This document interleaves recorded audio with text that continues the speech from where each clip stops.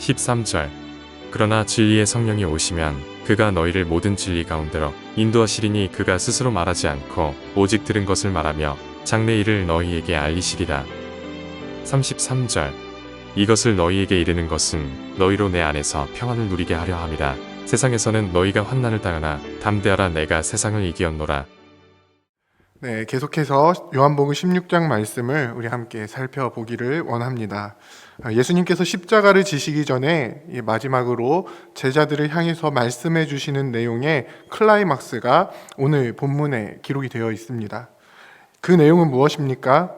제자들은 예수 그리스도를 믿어 세상의 미움과 핍박을 받게 될 것이라는 것입니다. 제자들이 이 땅에서 핍박을 당하게 되는 이유는 세상이 예수 그리스도에 대해서 알지 못하기 때문입니다. 예수님뿐만 아니라 하나님 아버지도 알지 못합니다. 하나님께서는 분명 구약 성경을 통해서 부분적으로나마 자신을 계시해 주셨는데 유대인들은 하나님을 아버지를 알지 못했습니다. 하나님을 알지 못하니 하나님으로부터 온 예수님도 알지 못합니다. 그렇기 때문에 예수님에 대해서 어떻게 합니까? 십자가에 못 박게 내어주는 것입니다. 마치 세상이 예수님을 심판하여서 예수님이 죽임을 당하는 것처럼 보입니다. 예수님께 그렇게 행했던 세상은 제자들에게 어떻게 합니까? 똑같이 합니다. 제자들을 핍박하고 죽이려는 자들이 나타나게 됩니다. 그런데 그들은 하나님을 모르고 예수님을 모르기 때문에 그렇게 하는 것이 하나님을 예배하는 것인 줄로 착각을 합니다. 성경에 보면 실제로 그렇게 했던 사람이 나오죠. 누구입니까? 바로 바울입니다. 바울은 예수님을 믿는 자들을 잡아다가 감옥에 가두고 그들이 예수님을 믿지 못하게 하는 것이 하나님을 바로 믿는 것이고 하나님을 온전히 섬기는 것이다 라고 여겼습니다.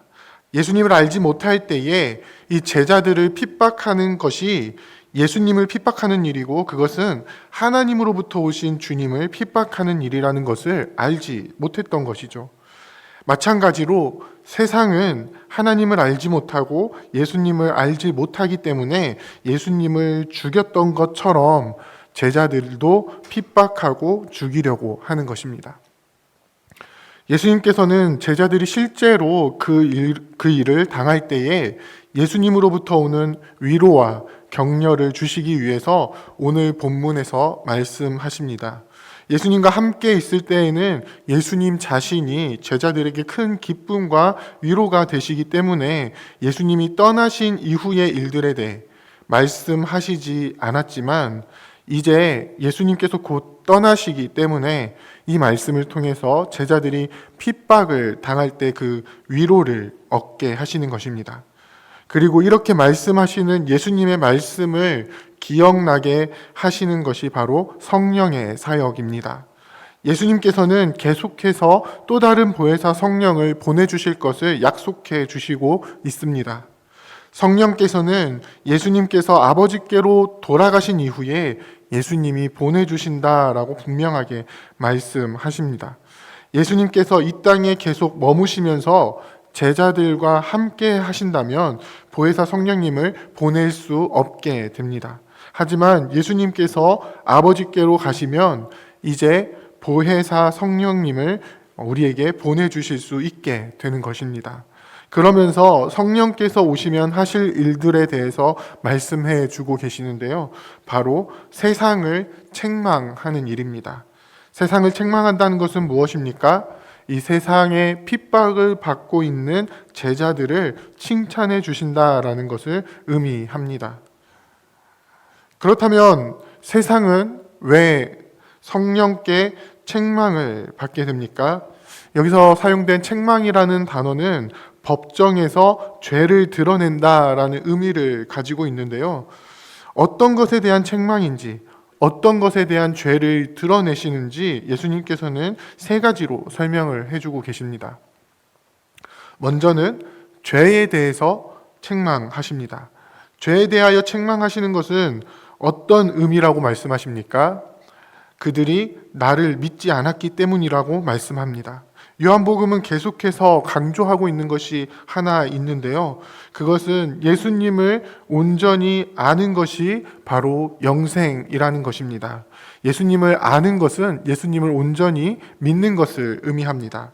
반면에 예수님을 알지 못하고 예수님을 영접하지 않는 것은 죄라고 끊임없이 말씀하고 있습니다.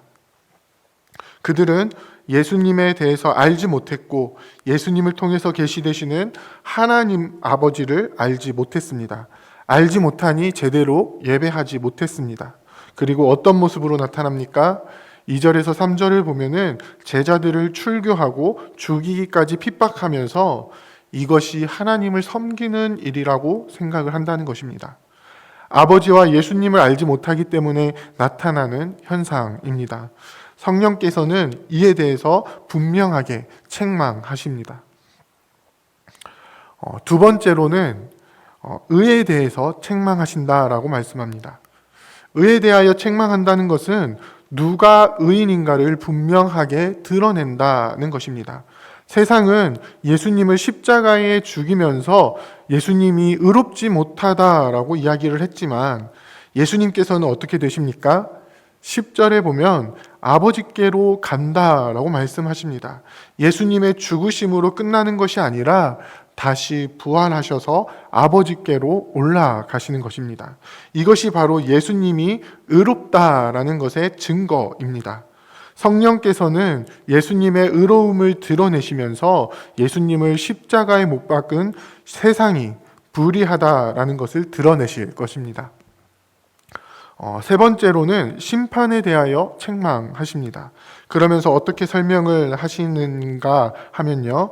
세상 임금이 심판을 받았다라고 말씀합니다. 마찬가지로 세상은 예수님을 심판하였는데 그 심판이 잘못되었고 오히려 예수님께서 세상의 임금을 심판하셨다라고 말씀하고 있는 것입니다. 세상의 임금은 누구입니까? 바로 공중의 권세 잡은 자 사탄입니다. 예수님의 십자가는 마치 예수님이 이 세상의 임금인 사탄의 심판을 받는 것처럼 보이지만 오히려 십자가 사건은 사탄이 심판을 받는 사건이 되는 것입니다. 마치 예수님께서 사탄에게 지시는 것처럼 보이는 이 십자가 사건은 참으로 예수님께서 사탄을 이기시는 참된 승리의 표가 된다는 것입니다. 사랑하는 부평교회 성도 여러분, 우리 안에 주님께서 주시는 성령을 통해 주시는 이 참된 위로가 있기를 원합니다. 우리가 살아가는 시대를 말세의 지말이라고 이야기합니다. 예수님의 초림과 재림 사이에 있는 시대라는 의미입니다. 시대는 날이 갈수록 더 악해져만 가고 세상은 예수님을 믿는 제자들을 끊임없이 핍박할 것입니다. 예수님을 믿으며 살아간다고 고백하는 제자들은 예수님께서 당하셨던 고난과 죽음의 위협을 계속해서 당하게 될 것입니다. 14장 말씀을 살펴볼 때에도 이야기를 했었지만 예수님을 눈으로 볼 수 없기 때문에 마음에 두려움이 생기고 또 근심이 생기고 낙심하고 혹시 어디로 가야 할지 알지 못하는 때가 생길 수도 있습니다. 그런 때에 우리는 어떻게 믿음을 지키며 살아갈 수 있습니까? 우리는 어떻게 예수님의 계명을 기억하고 그 계명을 지키며 살아갈 수 있습니까? 우리는 어떻게 예수님을 알고 또 아버지를 아는 제자로 살아갈 수 있습니까? 그것은 바로 우리에게 보내주신 성령님을 통해서 우리는 그렇게 살아갈 수 있게 됩니다. 성령께서는 우리에게 오셔서 우리를 진리 가운데 인도하십니다. 아버지와 예수님께로부터 받은 말씀을 우리에게 말씀하십니다. 본문에는 장래일을 말한다라고 기록이 되어 있는데요. 이것은 단순히 우리의 미래의 운세를 점치는 것이 아니라 곧 이루어지게 될 예수 그리스도의 재림과 함께 임하게 될 하나님의 나라를 보여주시고 그것을 깨닫게 하신다라는 의미입니다. 예수님의 영광을 나타내셔서 결국 영광 중에 오실 왕 되신 예수님을 드러내신다는 것입니다. 잠깐 세상은 예수님을 보지 못해서 자신들이 이긴 줄 알고 기뻐하지만 성령께서는 성도들에게 아버지를 드러내시고 예수님을 드러내셔서 끝까지 견디며 기쁨 가운데 거할 수 있도록 이끄실 것입니다. 세상 가운데 제자들은 흩어지게 되겠지만 예수님께서는 성령을 통해 우리와 함께 계시겠다라고 약속해 주십니다. 성령을 통해서 삼위 하나님과 연합되어 참된 평안을 누리도록 이끄십니다. 그리고 이렇게 선포하십니다. 세상에서는 너희가 환난을 당하나 담대하라. 내가 세상을 이겼노라. 이 승리를 누리며 살아가시기를 원합니다. 성령을 통해서 우리에게 행하시는 크고 놀라운 일들을 날마다 경험하며 살아가시기를 원합니다.